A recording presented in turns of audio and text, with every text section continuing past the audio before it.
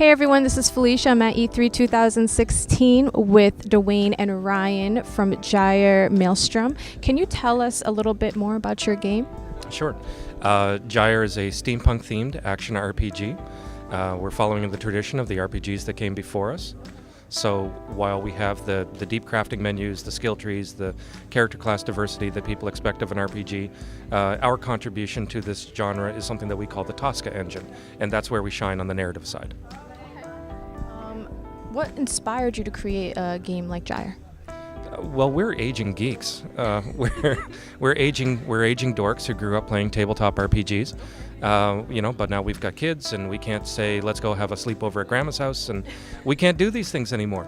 So we've been scratching that itch with the console RPGs, but they don't give us the same kind of satisfaction that we remember from our youth when we play with a great dungeon master who would not be thrown off the rails.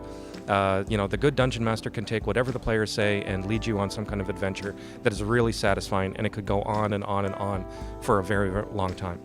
We decided that after a decade of R&D into artificial intelligence, that this is something that we would be able to provide for the genre, and we could build it into our own game. We're building an artificial intelligence game master. Okay, awesome. This sounds very interesting. So can you tell me a little bit more about the main characters and the backstory of the game?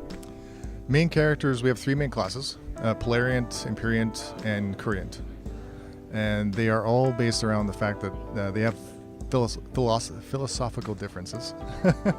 The Current is very much an adapt to its environment. Imperient is all about imposing its will in the environment. And the Polariant is all about manipulating its environment. If you were to align them to traditional RPG tropes, it's very much kind of the rogue, warrior, mage classes. All right, so tell us a little bit about the development process. You guys said you've been working on this for almost 10 years. Right. That's intense. So what has really kept you guys going? Well, the bulk of that 10 years was spent just, staying on top of the body of, research that's been done both on the AI side and on the procedural narrative side. There's been a lot of development in both of those areas, predominantly in academic arenas. What Dwayne and I have been able to do for the last 2 or 3 years has been able to really, really ramp up the pre-production so that by the time we actually had a funded production period, we'd be able to hit the ground running with a talented team. So Dwayne, can you tell me a little bit about the everyday life of an indie dev? Long. I can imagine. Yeah, and challenging.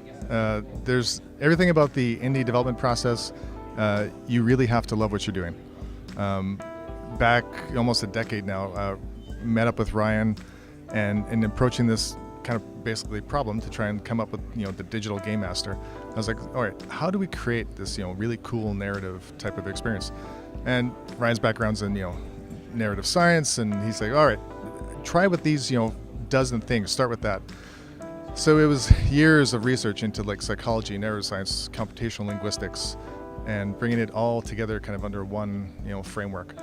And all that was part-time in the background with the full-time job, just really running it in the background and trying to find the solutions to 100 different problems, coming up to a roadblock, finding out, wow, that really didn't work, going back, finding new research papers, PhD papers to read, and really digging into it. A couple of years ago, finally pulled the framework together and started coding it up. And then last year we were able to get some funding and pulled a really great team together and started production. So about how big is your team right now? We're just under 15, more or less evenly split between art and engineering. And they really are a credit to the game and to their own skill sets. They've just done such a fantastic job. We do have a disciplined producer who's been able to, help keep us on track. And it's helped because while Dwayne and I put in a tremendous amount of energy before we actually staffed up with production funding, now that we are actually running, we've been able to stay disciplined, avoid crunch periods. Everybody still gets to, go home and pet their kids once in a while. Really we spin up for we spin up before GDC. We had a big push before E3, but for the most part, we're able to give people the work-life balance that keeps them happy. We've got too great a team. We can't afford to let these guys go.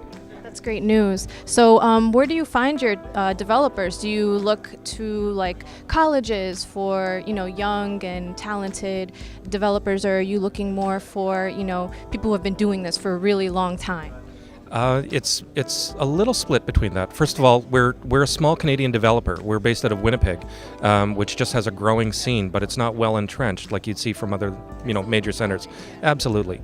So we are looking locally, but we do have some exceptions. Our producer is based out of Edmonton because he's ex-BioWare. Our art lead is based out of Vancouver. Everybody else is local, aren't they? Everyone else is local. Early on in the process, we thought we might have to stretch outside the city to find some really, core talent, especially on the engineering side, because I really wanted some guys that could understand kind of core AI, but also, engine development. We were really fortunate to find some local people that have been fantastic. So really pleased with the team we've got. We do have experience under the roof. We've got a very mature team in that regard.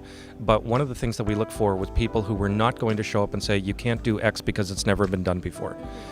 Nothing can be done until somebody does it. So we've got some audacious and ambitious people on both the art and the engineering side. They're all very can-do. And we are now executing on a number of problems that people have told Dwayne and myself for the last couple of years were absolutely impossible. Okay, so what platforms can we expect Gyre to come out on? Right now, we're looking at PC and console. We do have a PS4 dev kit, and so we are developing for PlayStation 4 right now. And right now, we're on time and we're on budget, which is a credit to our producer. So we're looking at a spring and summer 2017 release. Great. Well, thank you for meeting with us, Dwayne and Ryan. It was a pleasure.